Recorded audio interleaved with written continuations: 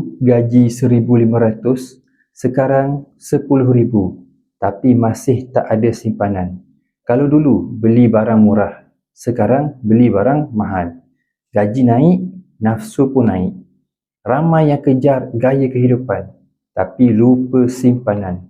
Bila diuji dengan kehilangan kerja, berhutang, bercerai, baru rasa peritnya. Semasa PKP, 17,000 pasangan bercerai kerana masalah kewangan.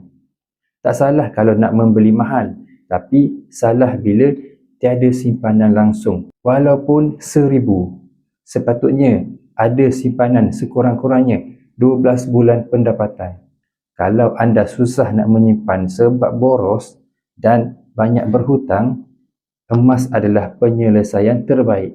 Dalam penyimpan emas kami, ramai yang dah berjaya stabilkan kewangan dengan emas.